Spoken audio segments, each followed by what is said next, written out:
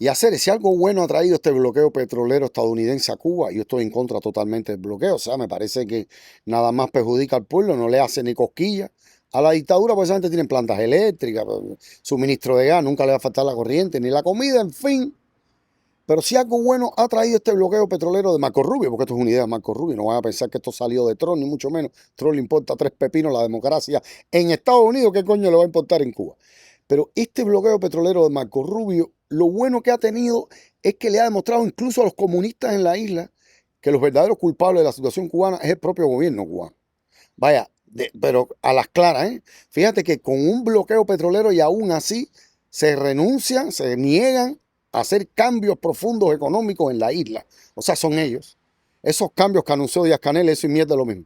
Todo el mundo sabe que cambios de verdad, se habla de cambios como en China, como en Vietnam. Cambios, cambios. Economía de mercado. Abrir, soltar los medios de producción.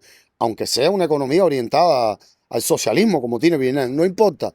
Pero economía de mercado con principios, pero sobre todo leyes que protejan a los inversores. Si no, nadie va a invertir en Cuba, porque en Cuba a nadie se le ha perdido nada. En Cuba nadie está ganando dinero, salvo 4 o 5 cadenas hoteleras que llevan sus propios turistas de sus propios países, porque en Cuba ni siquiera hay turismo. Pues tú me dijeras Estados Unidos, la mayor parte del turismo estadounidense es estadounidense. En Cuba ni eso, ¿me entiendes? O sea, para tú abrir Cuba con confianza y con seguridad a la inversión extranjera, tienes que cambiar la constitución, perdón, codificar la parte económica. Ya si no quieres tocar la parte social, política, libertad y derechos, pero tienes que hacer como por lo menos lo que hicieron, o parecido, o de alguna manera cercano a lo que hicieron China y Vietnam. Pero eso se ha demostrado con el bloqueo petrolero de que es el gobierno cubano el que no lo quiere hacer. Y no lo quiere hacer porque en Cuba el gobierno nunca ha tenido iniciativa. Nunca, ¿eh? Ni desde Fidel, recuerden. Fidel estuvo 30 años en Cuba. Oye, yo me acuerdo, final de los 80 en Cuba se comía cualquier cosa. De todo había, de todo. La verdad que no, ropa. Habían 3 o 4 tipos de pantalones nada más, 2 pares de zapatos. Eso sí, nunca hubo mucho en Cuba. Pero había comida, por lo menos la gente comía, ¿me entiendes? ¿Y qué pasó? Se cayó el campo socialista y de la noche a la mañana me acuerdo que hubo días que yo estuve aquí con mi familia a comer a un cuchitril ahí donde había una pila de gente, en verdad, parecían como homeless, ¿verdad? Desamparados. O sea, a comer un chícharo con unos balines duros. O sea, fíjate la poca preparación que tuvo Fidel, que tuvo el gobierno cubano en general, porque nadie tampoco le advirtió a ese hombre que, Pipo, tú no te llevas 30 años aquí, ¿qué tú hiciste durante estos 30 años? O sea, se cae la Unión Soviética y ya tu economía desaparece. O sea que Cuba nunca ha tenido iniciativa, nunca, ni Fidel, tuvo iniciativa de desarrollar industrias importantes para el propio país, o sea, previendo, no sé, algún día, o sea, no siempre puede ser un parásito del CAME, ¿no? De la Unión Soviética. Tienes que pensar algún día en que vas a vivir, ¿no?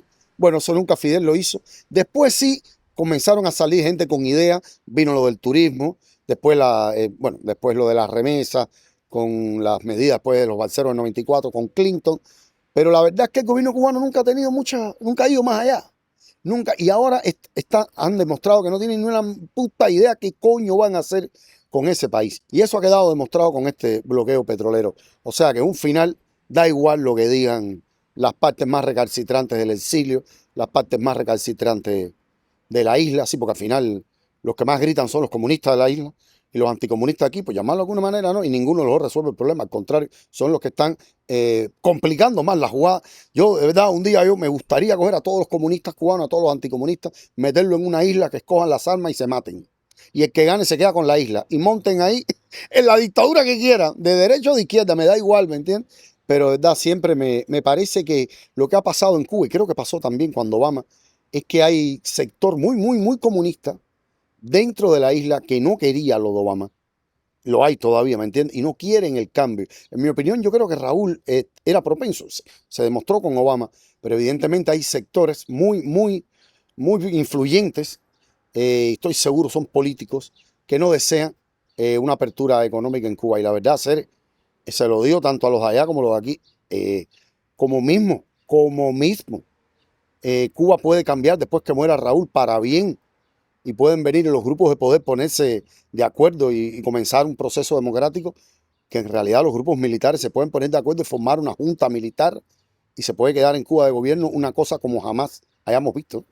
1000 veces peor que lo que tenemos ahora. Y esa sí puede ser asesina, ¿eh? Recuerden, no descarten eso, Porque como mismo la muerte de Raúl y la desaparición del poder absoluto en una sola persona pudiese llevar a un proceso democrático, igual pudiese llevar a que los grupos de poder militar creen, una junta militar, y ahí se jodió esto, ¿eh? O sea, se lo digo de verdad, tanto a los que están allá como a los que están aquí. Déjense de tanta gritadera, que lo que hay que hacer es ponerse de acuerdo y por lo menos abrir la economía, porque si no se abre la economía, ese país puede terminar mal por donde quiera, ¿eh? Lo mismo económicamente que militarmente. En serio. Dale, a hacer, cuídese.